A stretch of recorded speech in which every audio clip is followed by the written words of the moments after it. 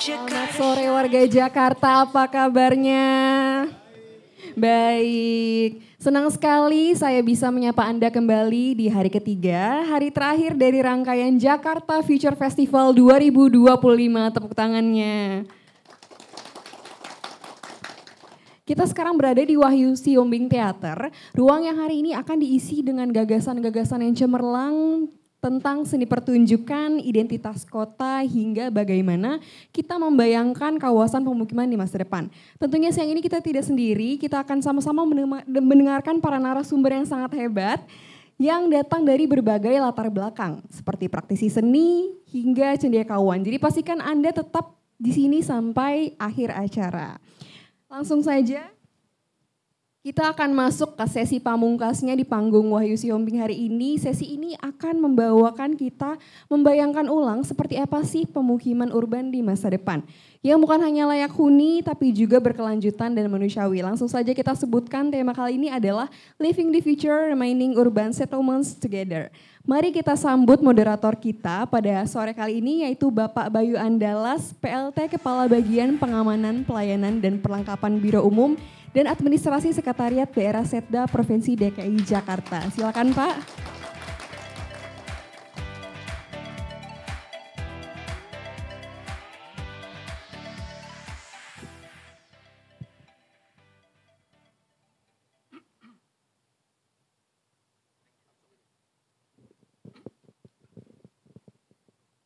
Cek.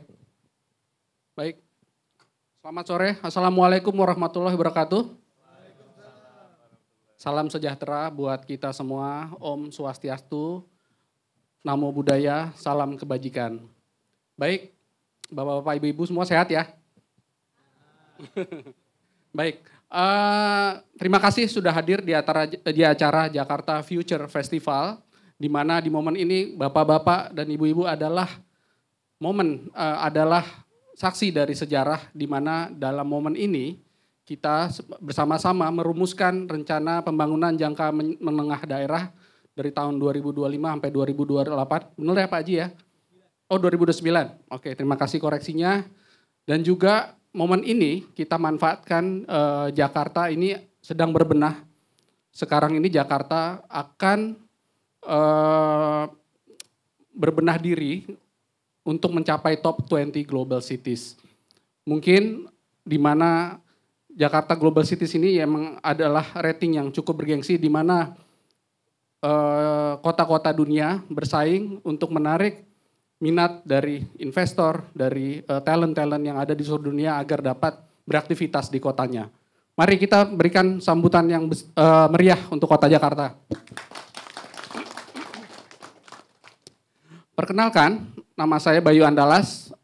Dalam sesi ini saya akan memandu acara yang mungkin sangat basic gitu, di mana di sesi ini kita akan membicarakan tentang settlement atau hunian di perkotaan. Seperti yang kita ketahui, Jakarta ini dengan luas yang hanya 660 km persegi, ini nggak lebih besar dari negara tetangga kita Singapura, dan dihuni oleh lebih dari 10 juta orang Bapak-bapak Ibu-ibu.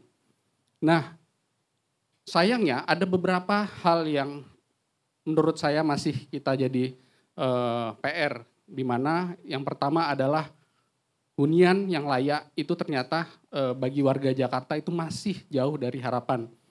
Seperti Bapak-bapak Ibu ketahui, kita rumah tangga di Jakarta itu baru separuhnya yang memiliki rumah sendiri dan rumah tinggal yang layak.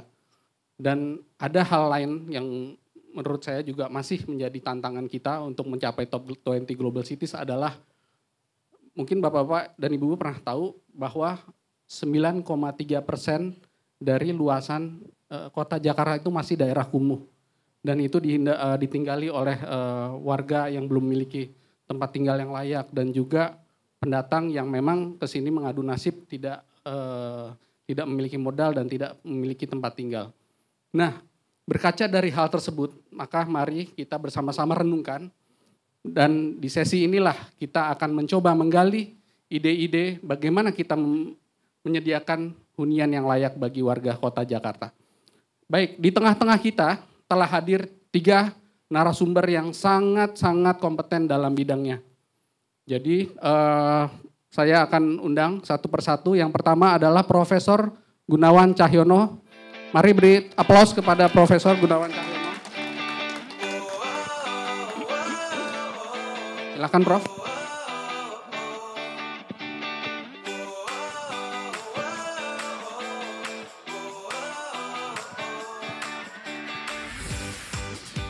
Profesor Gunawan Cahyono.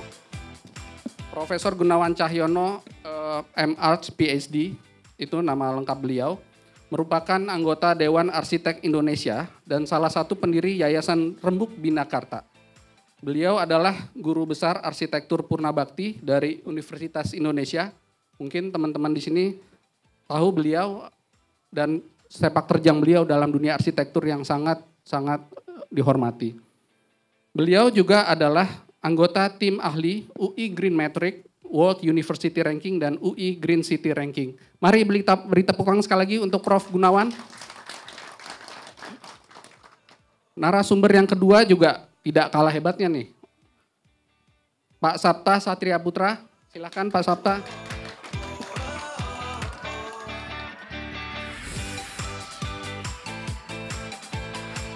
Baik. Pak Sapta Satria Putra ini adalah salah satu ASN profesional di Pemprov DKI Jakarta. Beliau sudah malang melintang di dunia penyediaan perumahan. Beliau saat ini adalah Ketua Subkelompok Perencanaan Permukiman Dinas Perumahan Rakyat dan Kawasan Permukiman Provinsi DKI Jakarta. Beliau menamatkan pendidikan eksekutif MBA dari ITB tahun 2022 dan Teknik Arsitektur ITB di tahun 2007. Baik, untuk pembicara yang ketiga, nah ini kita kedatangan ahli internasional ini, yaitu adalah Mr. Mori Hiromitsu. Mr. Mori Hiromitsu is a professional from Japan International Cooperation Agency or JICA expert. He is the chief advisor for the Jabodetabek Urban Transport Policy Integration Project Phase 3. Under the Japan International Cooperation Agency or JICA, Mr. Mori oversees the promotion of transit-oriented development in the greater area of Jakarta. And he holds a master degree in policy and law from the National Graduate Institute for Policy Studies in Japan. Mari sekali lagi kita berikan tepuk tangan yang meriah kepada tiga narasumber hebat kita. Baik, izin saya sambil duduk ya. Kita akan memulai sesi talks and discussion ini. Saya akan menyampaikan beberapa pertanyaan kepada para panelis kita. Jadi setiap narasumber akan memiliki waktu kurang lebih 10 menit untuk menyampaikan gagasan-gagasan para narasumber. Dan nanti di akhir sesi saya akan memberikan kesempatan kepada para audiens apabila ada yang ingin memberikan pertanyaan, memberikan pengalaman ataupun juga hal-hal yang mungkin bisa menjadi poin penting dalam diskusi kita sore ini. Dan juga nanti ada 3 penanya pertama akan dapat souvenir lumayan. Baik, kita akan mulai dari pembicara pertama kita, yaitu guru besar kita, Prof. Gunawan Cahyono, yang duduk di tengah. Sebagai seorang akademisi pada bidang arsitektur, desain, dan pembangunan kota, bagaimana sih Prof seharusnya kita membangun sebuah kota dan bagaimana sih warga kota ini menjadi bagian yang tidak terpisahkan dari pembangunan kota ini. Lalu yang kedua Prof, nih saya ada pertanyaan sedikit nih Prof. Jadi dari perspektif Anda sebagai seorang expert di bidang arsitektur dan pembangunan kota, bagaimana sih menurut Anda peran pemerintah dan warganya Prof? Agar dapat berkontribusi pada perbaikan kualitas permukiman perkotaan tanpa sepenuhnya bergantung pada proyek-proyek pembangunan berskala besar. Baik, waktu dan tempat kami persilahkan Prof. Gunawan. Baik, terima kasih. Saya telah diundang dalam acara yang terhormat ini. Untuk pertanyaan pertama, sesungguhnya begini, hari depan permukiman itu ada di kota. Penduduk kota akan meningkat terus.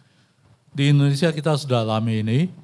Yang jelas bahwa kota menentukan peradaban. Jadi city defines civilization. Sedangkan kota ditentukan oleh warganya. Maka kalau mau membangun, mesti membangun warganya. Kita telah diwariskan oleh pemerintah Jepang tentang RT RW itu sebagai suatu warisan yang saya kira lumayan untuk membangun komunitas. Jadi bagaimana membangun komunitas itu menjadi hal utama bagi pemerintah kota. Kita tahu bahwa kalau komunitasnya itu kuat, berarti mereka bisa merumuskan masalah bagi dia, sehingga dengan demikian memudahkan pemerintah kota sebagai fasilitator, bukan sebagai pengarah. Kamu harus lakukan ini, itu, bukan begitu. Tapi memfasilitasi, kalau mereka bisa merumuskan, inilah yang saya butuhkan dan saya berani mengeluarkan biaya sekian, tapi saya butuhkan jauh lebih banyak. Nah, pemerintah kota itu bisa melalui komunikasinya dengan atau jejaringnya mencarikan imbalan dana yang bisa membantu, kalau tidak cukup bisa merangkai yang disebut swasta itu. Nah, apa yang dilakukan beberapa contoh belum tentu bisa diterapkan di tempat yang berbeda. Itu penting. Jadi kita setelah memiliki beberapa contoh pengalaman yang baik di dalam membangun komunitas melalui hunian-huniannya. Kita tahu bahwa Jakarta langka tanah, lalu pasti membangun akan ke atas. Tapi membangun ke atas yang paling efektif sebetulnya 4 lantai walk up. Kalau lebih dari itu sebetulnya tidak banyak menyisakan lahan untuk tanaman. Jadi kalau dihitung dari segi kuantitas, kita bisa melipat kertas. Kalau 2 lantai berarti 50% bebas. Kalau 4 lantai berarti 75% bebas.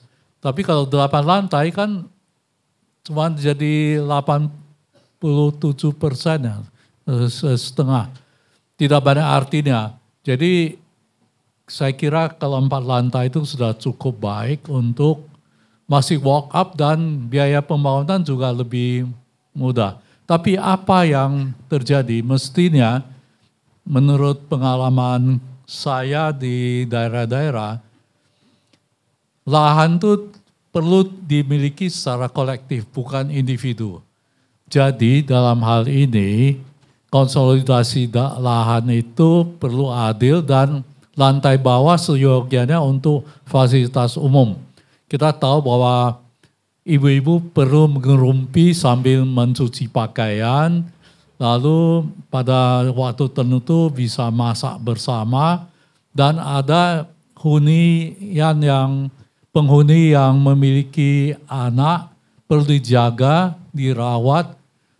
Jadi di lantai bawah itu ada klinik, ada macam-macam, dan ada prasekolah yang bisa Dalam hal ini tentu buat efektif dan efisien, sebaiknya saya kira paling sedikit perlu ada sekitar 25 kakak yang bersama-sama merumuskan kebutuhan mereka melalui koperasi.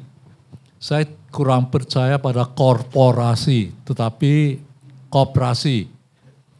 Dengan koperasi itu tidak mudah menjual belikan lahan atau kepemilikan. Kalau kita tahu bahwa berhuni itu adalah hak asasi, seyogianya hunian tidak bisa komodikasikan. Jadi ini yang perlu diingat oleh Pemda, bahwa kepemilikan lahan maupun hunian itu tidak bisa manipulasi.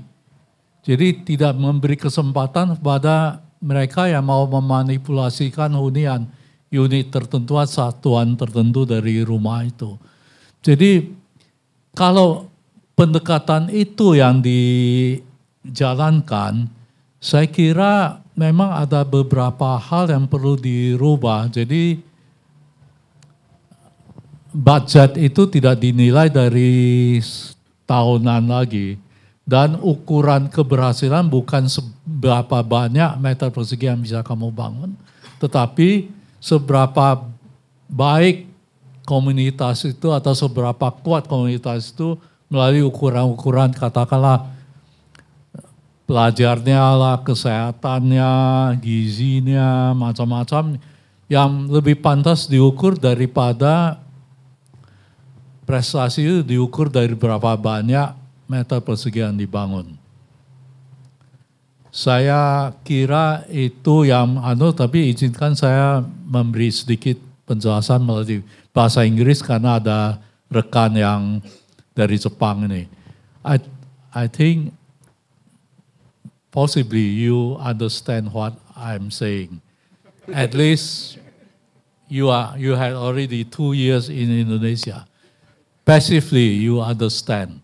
But possibly, actively, you cannot communicate fluently. But that doesn't matter. What I'm saying is that community-based, as we inherited from Japan, is what we call the RT RW, rukun tetangga and rukun warga. That's from Japanese ku or something. So, in order to build the project, we are building the lifestyle of the community rather than setting up how many square meters you've been successfully constructed, but how well the community live in what you had constructed. That's briefly my presentation. Oke, mungkin itu supaya ada waktu sisa. Baik, terima kasih Prof. Gunawan Cahyono atas tanggapan yang sangat bijak dan sangat informatif. Saya juga tercerahkan nih Prof, ternyata sangat menarik ya untuk penyediaan permukiman ternyata itu ya harusnya tidak disajikan oleh korporasi tapi oleh koperasi ya. Kalau korporasi karena udah ada tujuannya ada sekian rupiah dan ada sekian keuntungan yang ingin didapatkan oleh korporasi. Tapi kalau koperasi adalah kebutuhan dari komunitas ya Prof ya. Oke, terima kasih Prof. Gunawan. Mari kita berikan tepuk tangan yang meriah kepada Prof. Gunawan atas insight-nya. Semoga nanti kita bisa memancing diskusi-diskusi lainnya yang bisa kita gali bersama tentang penyediaan perumahan yang layak bagi warga. Baik, selanjutnya kita akan mendengarkan presentasi dari Pak Sapta Satria yang saat ini menjabat sebagai Ketua Subkelompok Perencanaan Permukiman Dinas Perumahan Rakyat dan Kawasan Permukiman Provinsi DKI Jakarta. Ini ada 2 pertanyaan nih Pak Sapta yang mungkin sebagai Pak Sapta ini sebagai ASN Pemprov DKI yang terlibat penuh dalam penentuan kebijakan perumahan, penyediaan fasos-fasum ataupun perencanaan kawasan permukiman di Provinsi DKI Jakarta. Jadi kalau pertanyaan saya nih Pak Sapta ya, dengan terus bertambahnya populasi tadi saya di awal sempat bilang kalau Jakarta ini penduduknya udah lebih dari 10 juta orang gitu dan akan terus bertambah dari adanya migrasi dan adanya kita ingin bertransformasi jadi top 20 global cities dan kita akan menjadi bagian dari komunitas global dan bakal orang makin banyak nih ke Jakarta. Nah, dengan bertambahnya populasi perkotaan, ini seperti apa sih yang dibutuhkan oleh Kota Jakarta untuk mengintegrasikan pengembangan hunian gitu. Kalau tadi mungkin kita bicara soal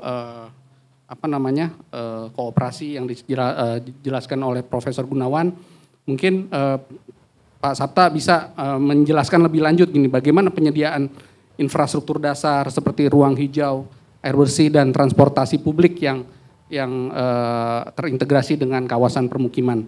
Terus juga yang kedua, ini pertanyaan saya Pak Sapta, bagaimana sih tantangan kebijakan atau implementasi utama dari Pemprov DKI untuk mentransformasi kawasan tadi yang misalnya kumuh gitu belum berkembang, terus bagaimana sih cara kolaborasi dengan sektor swasta, karena mungkin di sini juga hadir nih dari teman-teman dari pengembang mungkin yang bisa urun saran juga gitu, bagaimana sih kita bisa kolaborasi untuk permukiman yang lebih baik bagi warga Jakarta. Mari silakan Pak Sapta, waktu dan tempat saya persilahkan.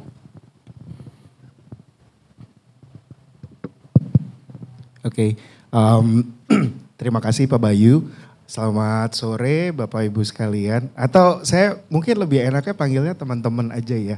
Jadi saya lebih pengen santai, jadi saya sengaja pakai pakaiannya santai aja biar ngobrolnya enak sama teman-teman semua. Terima kasih karena dikasih kesempatan untuk bertemu sama semua teman-teman di sini dan mewakili Dinas Perumahan. Dinas Perumahan ada yang kenal nggak? Ada yang tahu nggak? Dinas Perumahan Rakyat dan Kawasan Permukiman. Yang tahu tunjuk tangan. Wah, Ibu Herlili sering diskusi. Teman-teman yang nggak tahu, kalau nggak kenal katanya nggak jadi nggak sayang. Makanya saya mau ngajak buat teman-teman yang hadir di sini, Dinas Perumahan ada booth-nya yang bisa di-visit. Nanti bisa cari tahu sebetulnya rumah susun yang disediakan oleh warga Jakarta itu ada di mana saja, dan mungkin beberapa dari kita ada yang berminat untuk apply juga. Rumah susun, rumah yang vertikal, tadi sempat di-mention sama Prof. Gun. Mungkin saya akan start dari pernyataan bahwa saya adalah millennial generation, yang milenial awal gitu ya. Dan tetapi saya selalu saya berangkat dari arsitektur, tetapi sejak sekolah pun saya senang dengan berkomunikasi. Saya senang dengan berdiskusi sama banyak orang gitu. In fact, my first paid gig for quite some time, I was doing broadcasting in a radio. Suara saya populer banget sampai sekarang bahkan. Tahu kalau di jam 12 ada suara semut yang buzzing, gitu ya. Itu suara saya. No. Aku bercanda. Jadi saya biasanya dulu siaran menjelang tutup radio. Kalau dulu nggak 24 jam media modelnya. Jadi yang saya lakukan pada saat itu adalah ngobrol tentang yang menyedihkan gitu ya, dan juga menyenangkan. Yang dramatik juga ternyata ada. Yang ingin saya sampaikan, what I'm trying to say is listening to different perspective is really a beautiful way to understand also, as well about the future. So actually buat teman-teman di sini yang nanti ingin menyampaikan sesuatu, boleh tulis saja di kertas. I will keep the paper, I will keep your thought. So I will bisa share lagi sama teman-teman yang ada di kantor.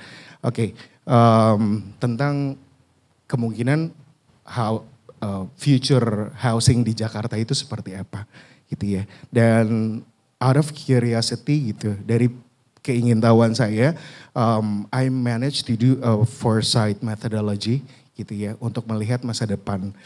Bicara tentang apa yang dilakukan, we have so much time. Tapi di setahun terakhir, I learned this methodology as a scenario planning, di mana cerita tentang berpikir tentang masa depan, berpikir tentang engage a conversation tentang masa depan, dan bagaimana menentukan ke depannya kita ingin apa. Dan waktu itu fokusnya jelas housing sector, yang saya lakukan sekarang gitu ya. Can I have a clicker? Okay. Thank you. Okay. This is the shape of housing in Jakarta. I asked a question to my respondents. What is the shape of housing? And it's really, really complex. Okay. Pak Bayu tadi tanya ke saya gitu ya, tentang population dan juga tentang bagaimana seharusnya ke depannya.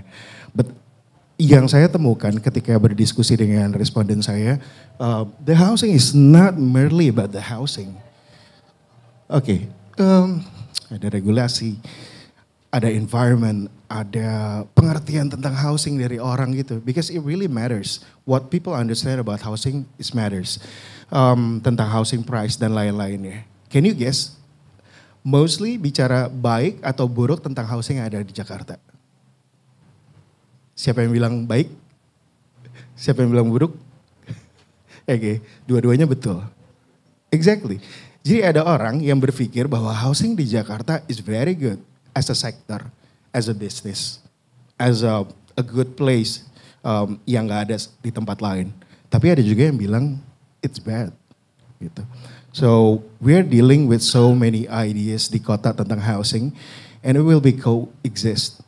It is already coexist, something is missing, and likely kedepannya juga bakal ada terus.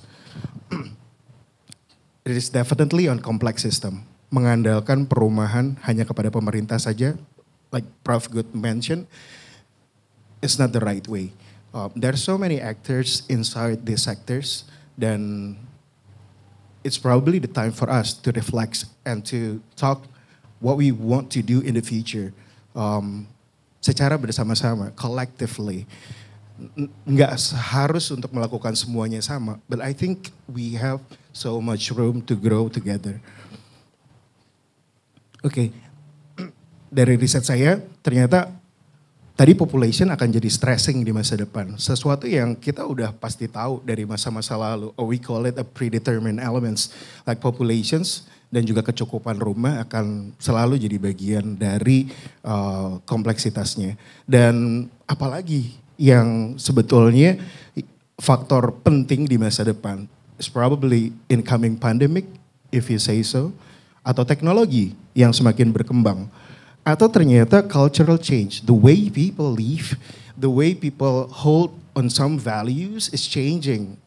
It's not like we currently understand right now. So, or it's probably global interaction or war. Agak dekat di kita masih di Asia gitu ya. And I think the consequences would be more people will be coming not voluntarily gitu ya untuk datang ke Indonesia. Or some will be doing voluntarily coming to Indonesia to live gitu. Ternyata banyak sekali catatan saya yang saya dapatkan, there are 25 or 26 driving forces di masa depan that will give impact, serious impact to the housing sector in Jakarta. So with all those important factors interact to each other, what could happen to our children, to our generations, or the next ones, generasi yang mungkin belum pernah disebutkan, bukan X, bukan Z, bukan millennials, bukan alpha gitu ya, yang belum datang. Saya di metodologi ini mengenali bahwa pada akhirnya, even though I act as a researcher, I think this methodology put everyone who participate on that process as a learner. So I am learner, Prof. Gun learner, Pak Bayu, and also Mori, and also everyone in here is the learner of the future. And our voice, every voice is really matters for the future. And that's what I want to emphasize. We should have more talks about the housing, because although I'm representing Pemprov DKI, it's never going to be enough. It's really a collective effort to do what's good for the housing of the future, or maybe bad too. Okay, this is some methodology. The point is, future Jakarta really thriving to be a global city, next 20th global city in the world. But actually, the future really exposed us to a different trajectories.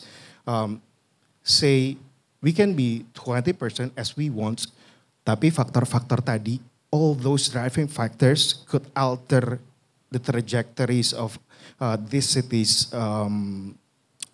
this city's effort. So, and it's equally plausible because ketika terjadi pandemi, during the pandemic, we don't know. Before, nobody has ever ready for that situation. Something uncertain, something in the future, and it's not seen as a weak signal. And we cannot take control of it. So, learning the future is to know what are the things that we can control. So that's the point that I want to share, and I hope after this we can talk more about something that we can control in the future. Okay, this is just some insight, like the implications of those factors interact to each other. And this is the precursors tentang potential and challenges. Terus TOD in Bodetabek.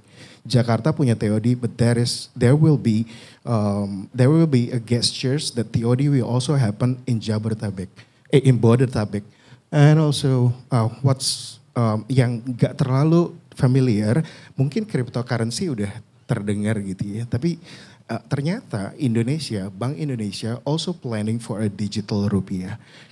Ketika bicara housing adalah kita harus access with significant amount of money, it will play important part in the future. And what's most important, cities are competing people to live, gitu ya. Daerah lain bukan hanya di Bodetabek tapi di Indonesia competing for people to live, kota-kota besar yang lain, and as well kota global yang ada di dunia. So are we ready? If other city is really aggressively attracting the good talent from all over the world. Okay, I just hope that everyone will have a room gitu ya. This is some initiatives already happening in Jakarta, led by communities. Ada yang di rusun, ada juga yang di komunitas perkampungan. That we are trying to implement the konsolidasi tanah vertikal. Also, rusun are happening in Jakarta, managed by Dinas Perumahan. So, yeah, I hope we still have more conversation about the picture. Thank you. Terima kasih Pak Sapta, nih keren banget nih pemaparannya. Ternyata risetnya mendalam juga ya untuk penyediaan perumahan tuh yang nggak sesimpel bangun rumah, masukin orang, selesai gitu. Tapi ternyata penyediaan perumahan itu adalah hal yang sangat kompleks. Dan saya juga setuju nih dengan tadi pemaparan dari Prof. Gun sama Pak Sapta ini juga seirama ya, bahwa penyediaan perumahan itu bersifat kolektif ya, dan nggak bisa hanya mengandalkan pemerintah ya, Pak Sapta ya. Baik, let me elaborate for a while. In the short words, providing housing and settlement in Jakarta is not that quite simple. So everyone has the responsibility to address these issues, and everyone has responsibility to provide the settlement for themselves.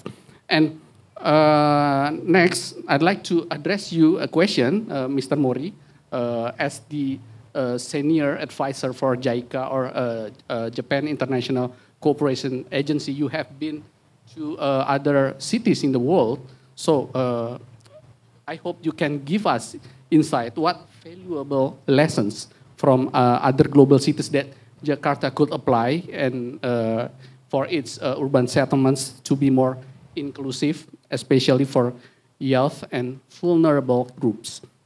And my second question is, through the participatory urban design, communities in Jakarta could take part in shaping their own housing environments and public spaces. So what is the opportunity for us if we combining, for example, design, art, or social engagement to transform informal settlements into inclusive and vibrant neighborhoods? Mr. Mori, the floor is yours.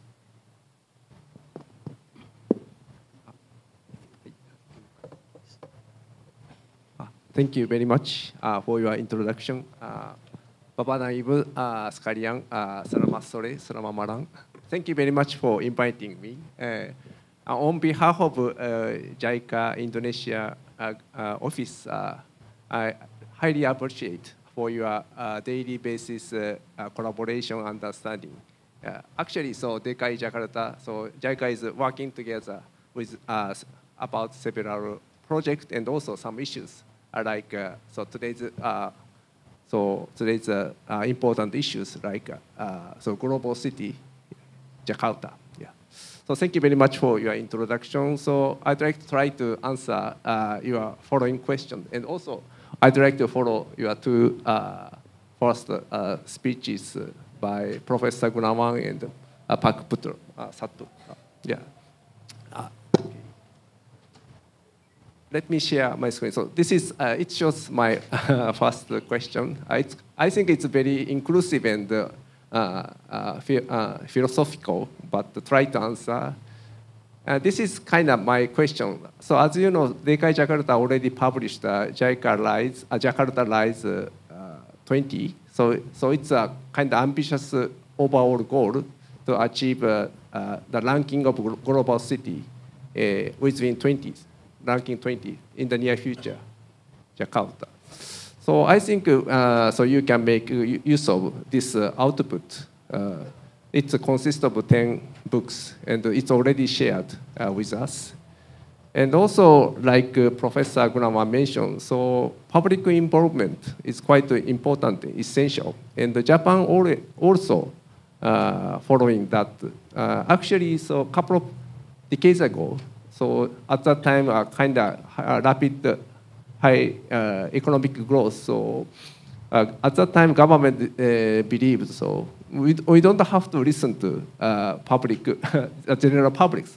Just government have a kind of authority and power and wisdom to proceed. But a couple of decades ago, they changed their mind. Notice, it's a kind of limitation. No one knows in the near future happened. And also, so of course, each area belongs to some indigenous people. So we can invite young people and socially vulnerable groups. So they are not just a kind of customer, just a co-creator. So I think it's important, so not only support, but also engage in dialogue with them and provide them with sufficient opportunity to participate. And also, I'd like to suggest, how about combining the provision of affordable housing with initiatives that improve people's lifestyle, such as vocational training and subsequent employment opportunities. Recently, as you know, so housing consists of many different elements, not only policies, but also the balance of supply and demand situation. So recently, according to the Jakarta Post says, to just supply housing is not enough. But if you look at demanding side, actually people are suffering from their make a living. For example, the portion of middle income people is decreasing. So. And also, private sectors are trying to provide housing, but they are saying they cannot get enough sales. It means there is a kind of discrepancy between supply side and the demand side.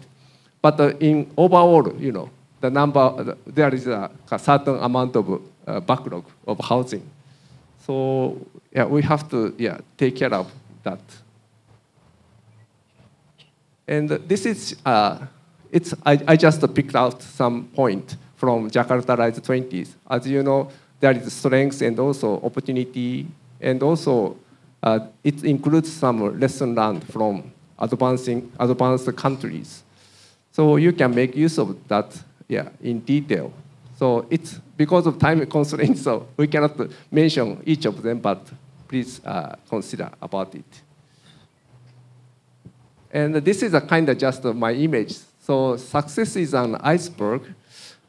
Usually we tend to focus only this part, so just the surface side. Or you can have a look at some successful example. Oh, it's very good, but in fact, underneath there are some process like that, persistence, failure, sacrifice, good habit, hard work, dedication. And of course, so some countries have experience of trial and error, but in that process, these countries run wisdom, mechanism, framework, system, and regulation. And so I think it's very important we need to learn, including invisible domains. And also, DKI Jakarta can be a kind of leading pivotal role for all over Indonesia, because I feel we are working together with not only DKI Jakarta, but also Kota Kabupaten around DKI Jakarta. But other Kota Kabupaten officials always looking at DKI's progress. So they'd like to follow success of DKI Jakarta. So I think DKI can be proud of that situation, and you can challenge this ambitious global city goal. And also it's important awareness of responsibility. So I think each officials, each participant feel responsibility and bravely try to solve social issues, also including housing. Yeah. So I say that already I mentioned.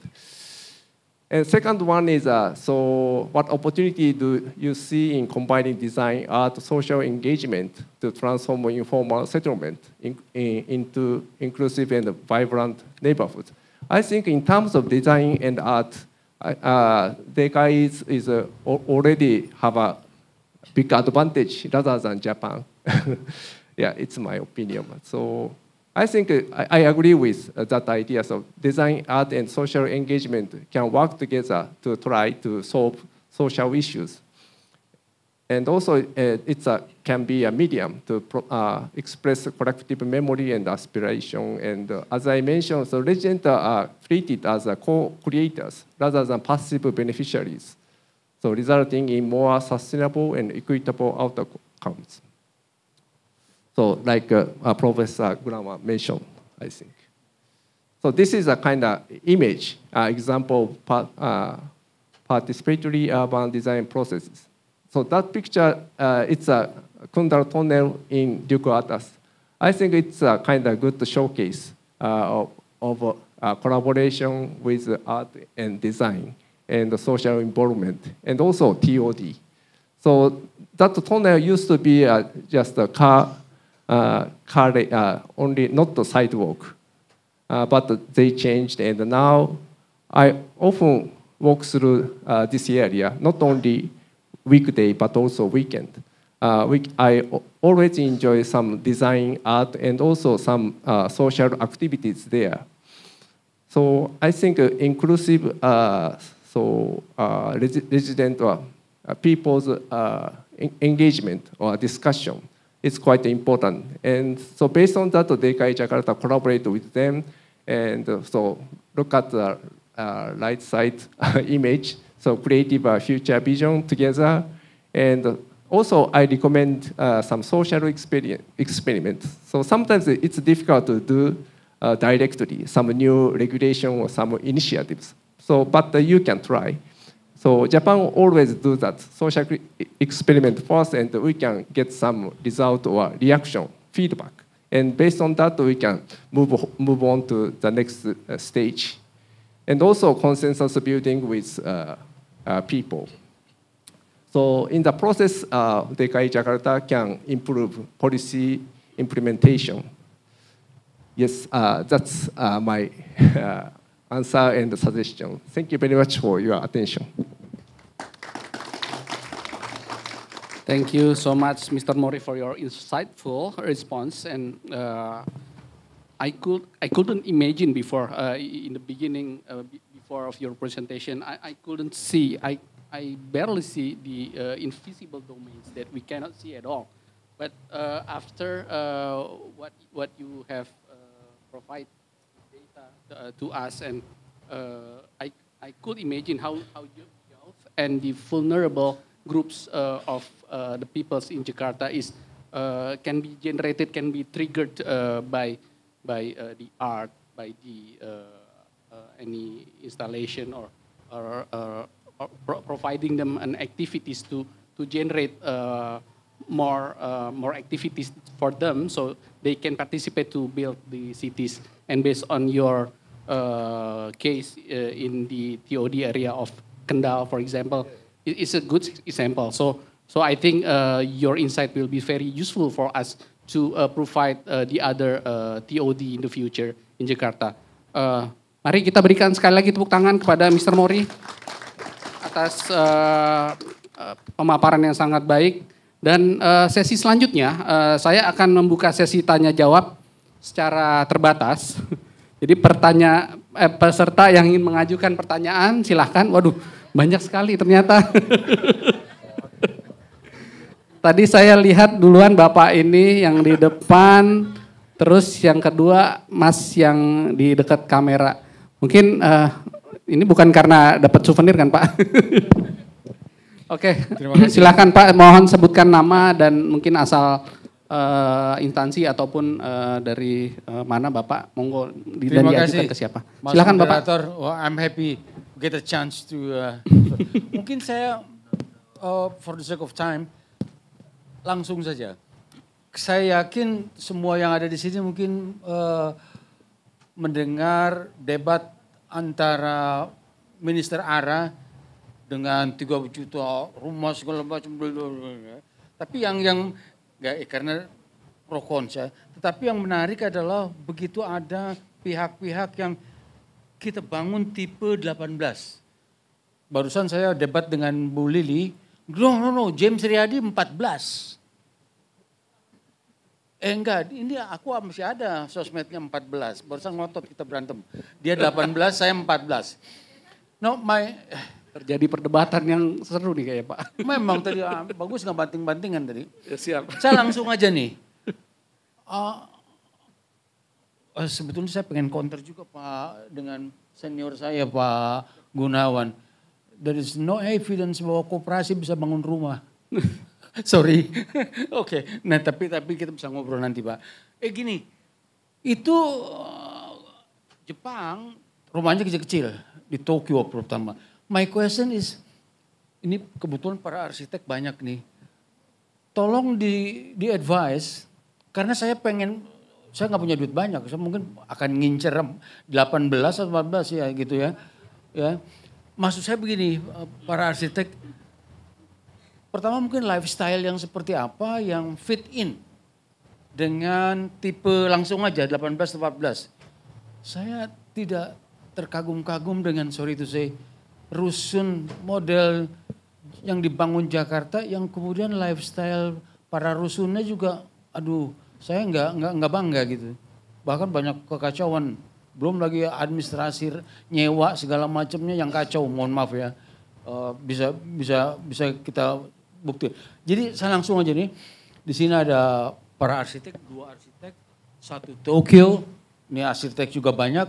Jadi kira-kira yang fit in dengan, saya nggak tahu apakah 18 meter atau 14 meter yang akan didorong nih oleh pemerintah, kalau benar ya, kalau jadi.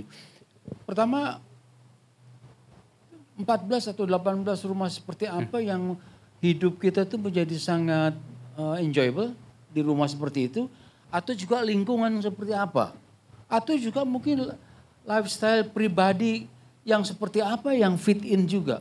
Saya masih bingung nih gue mau beli juga nih 18 pengen nyoba kayak apa, cuman kayaknya kebetulan rumah saya 500 meter, susah kan.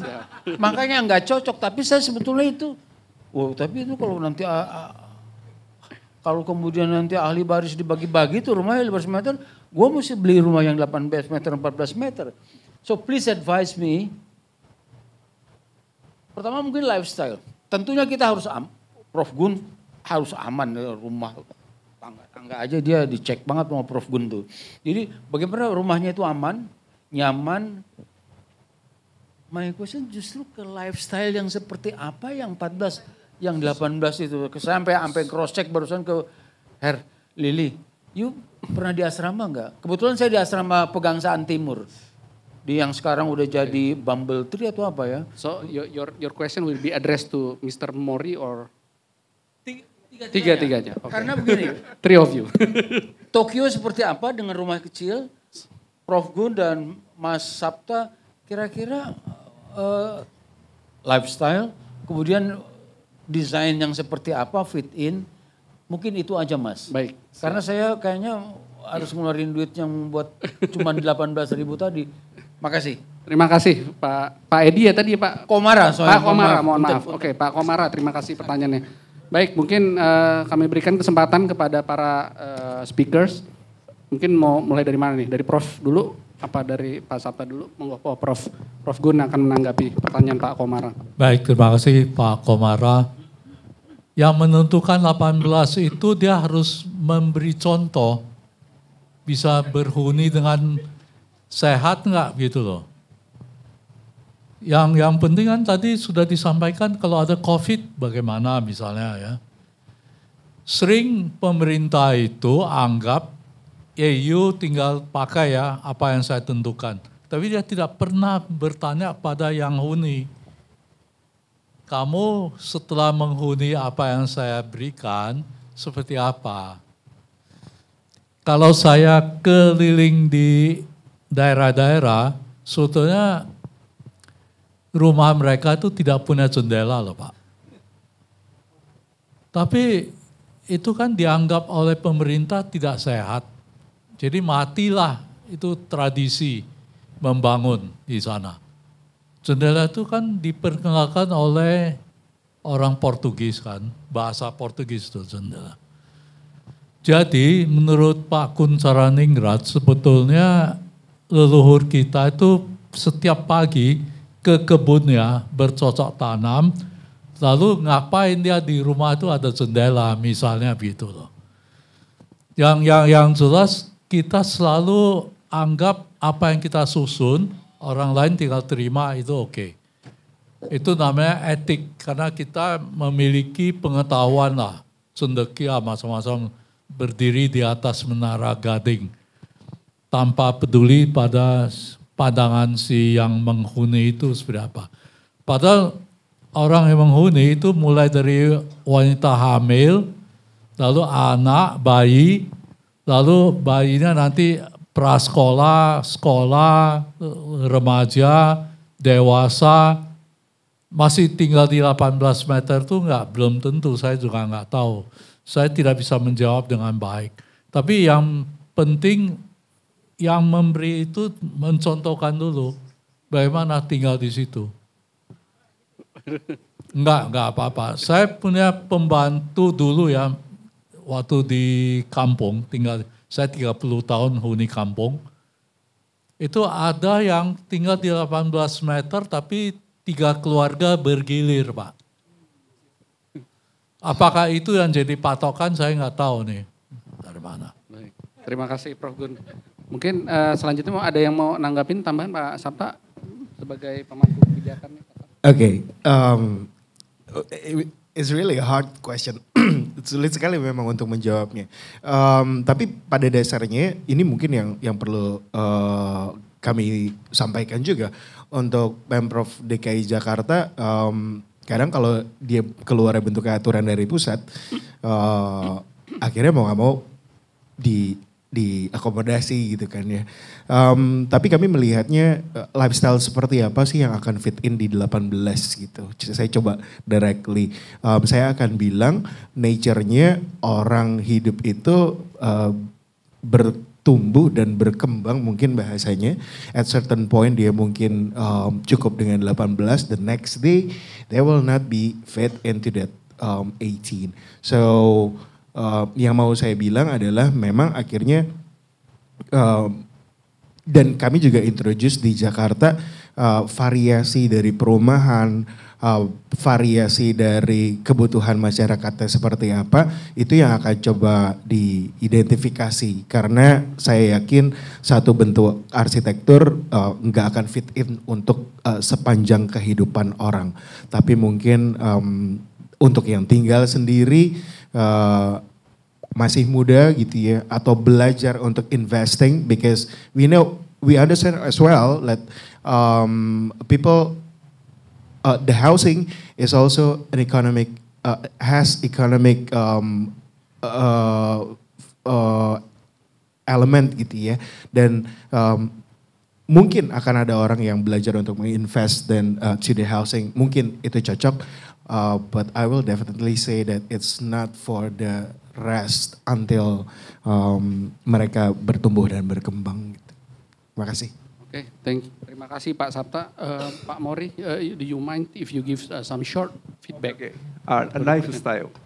I think it's quite a high relation with TOD and housing issues. So I think taking a balance is very important. So lifestyle, so something quite traditional. So it's very important to keep, but also it's need to change. For example, in terms of housing issues.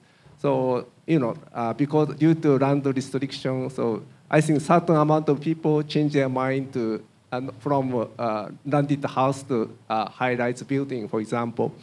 Yeah, and also some MRT, for example, MRT can be a game changer, and that existence change your lifestyle. I think I've heard Jakartan people wouldn't like to walk, but around the MRT station and some park, I can see many people walking or jogging, exercising. So I think TOD-related infrastructure can change your lifestyle. And also some initiative from the government, or as I explained, so you can collaborating together with residents and make some initiative to change or keep your lifestyle as Jakarta way. Thank you, Mr. Mori. Panitia masih bisa yang satu pertanyaan? Masih boleh? Oke. Ya, Mas tadi yang dekat kamera, monggo silakan ajukan pertanyaan, Mas. Tolong sebutkan nama dan asal, dan pertanyaan ditujukan ke speakers yang mana. Monggo silakan, Mas. Tes. Oke, selamat sore Bapak Ibu semua. Perkenalkan, nama saya Dava. Saya dari Bekasi. Langsung saja ke pertanyaan saya. Jakarta itu kan ingin menjadi top 20 city in the world ya. Nah, terkait bidang permukiman, rencana ke depan adalah menciptakan hunian yang layak di Jakarta. Dengan keterbatasan lahan yang mahal, dan ketika kita berbicara dengan, mohon maaf, kayak daerah yang kumuh, bagaimana Pemprov mendorong masyarakat di daerah kumuh untuk bisa bergabung ke dalam program dinas perumahan, ya seperti salah satunya itu rumah susun. Berbicara tentang climate change, mungkin kayak kenaikan tinggi air laut setinggi 4,52 mm per tahun, koreksi jika saya salah. Nah, tantangan menciptakan hunian yang layak dimulai dari tahap perencanaan, pengerjaan, dan akhirnya dapat dihuni oleh masyarakat, khususnya DKI Jakarta. Bagaimana sih Pemprov DKI, khususnya Dinas Perumahan menghadapi hal itu? Terima kasih. Baik. Terima kasih, Mas. Mas siapa tadi diajukan ke siapa ininya?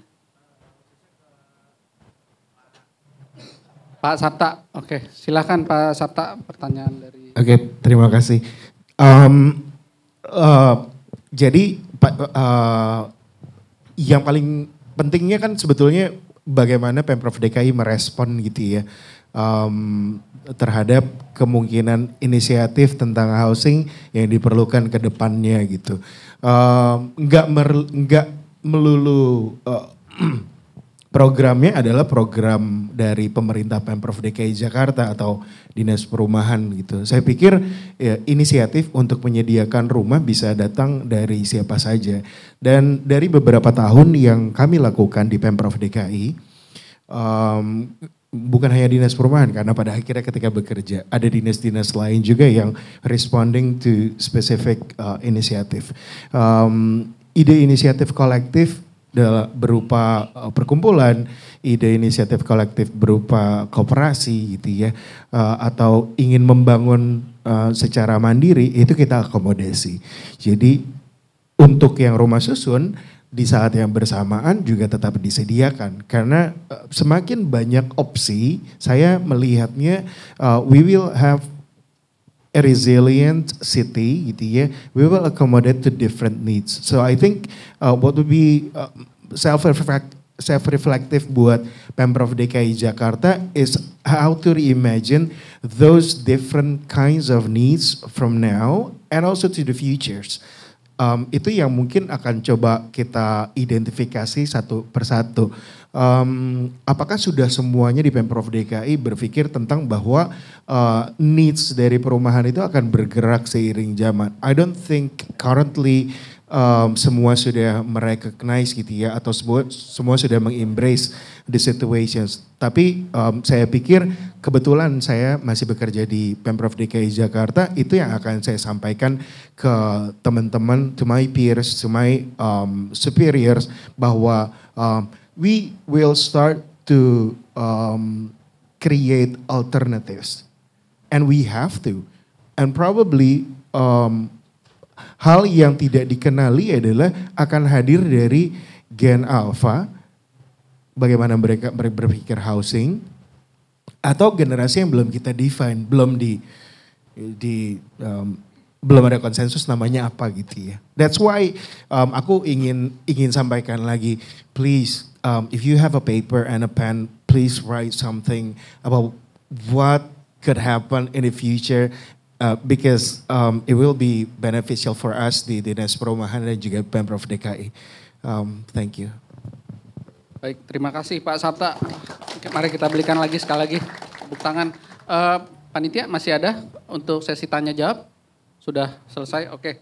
Baik, terima kasih kepada para speakers, para narasumber, kepada teman-teman semua juga. Saya tadi juga ngelihat, wah rupanya pertanyaannya banyak sekali ya.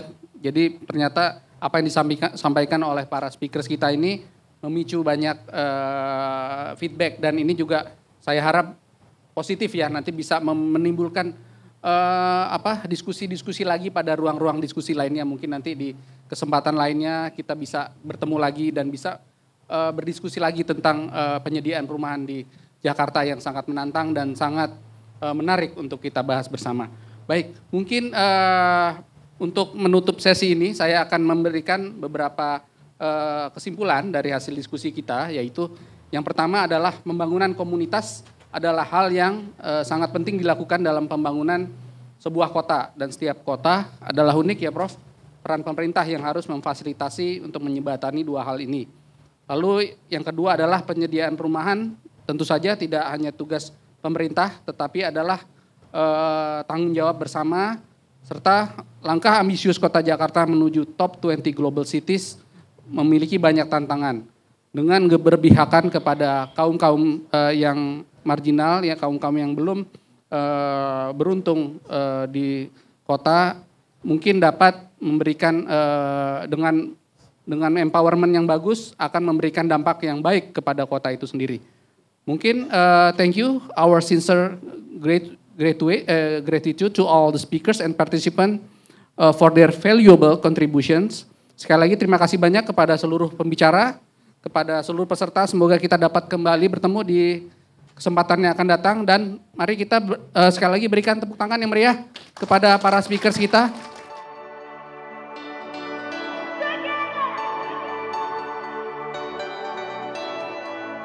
Jakarta shines with dreams so